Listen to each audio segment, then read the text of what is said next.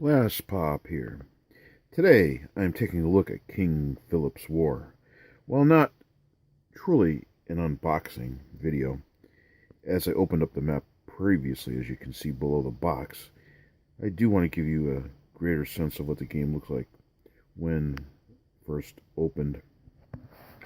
The King Philip War has been out for a few years by MMP, part of the IGS series. It has sort of a faded period look to the box cover. It's about 1.5 inch box in terms of thickness.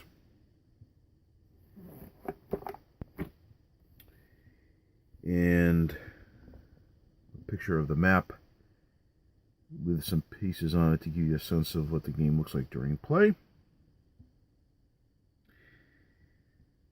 Designer is John Paniski, and includes, according to the components here, a 34 by 22 inch map, 176 playing pieces, 2 player aid cards, a rule book, a special event die, and 3 dice.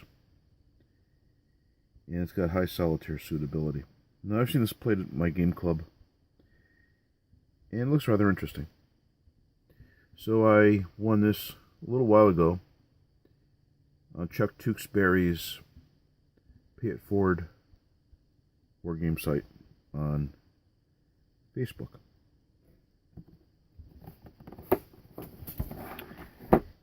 So beside the map, which isn't in the box, you will find and receive, if you decide to get the game, well, the instructions are wrong right off the top as far as what you should get on the back of the box. You get 2 dice and a special event die, not 3 dice and a special event die. Each with a different side. And if I recall correctly, you roll a die or dice at the same time as you roll this to get a fairly unique result in whatever action or battle that you're pursuing. So that's kind of nice, and the dice is kind of actually cool. What it contains: rules book,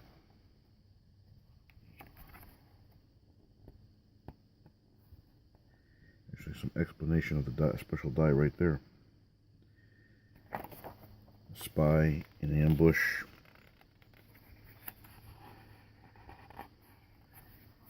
So, a semi-gloss, at least, rules book here. Emergency reinforcements, massacre, panic, and guide. So those are results on the die. Parchment effect for the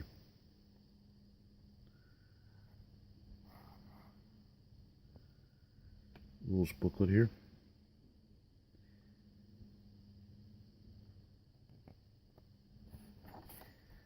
Color illustrations where applicable.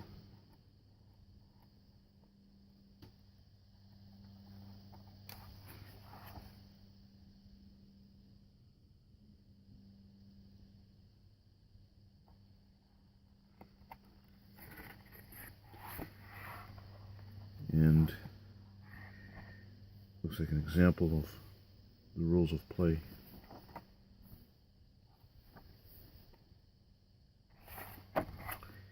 And it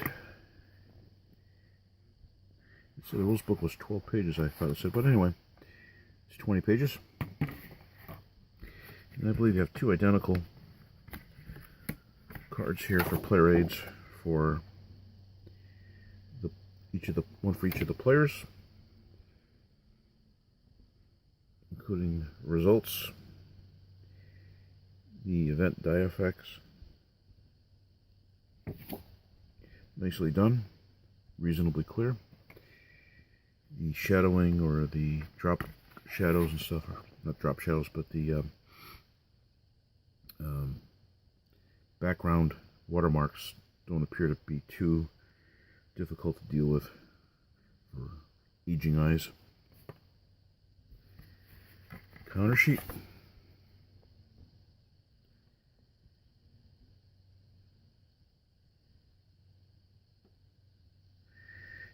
reasonably interesting counter sheet. Nothing too fancy. Sort of reminds me of the old 1990s counters that used to come in Command magazine in terms of what they looked like back then. Errata sheet. And then the map.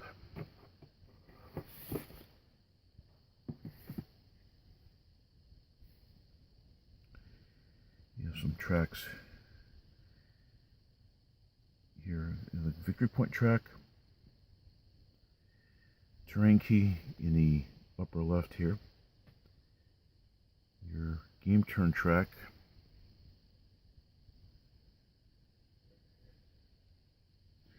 And then the map itself. You got Massachusetts, most of western Massachusetts, not quite to the New York border. And then what is Vermont at the time, I believe. Your Plymouth colony, which is southeast Massachusetts in today's parlance. Rhode Island, Connecticut,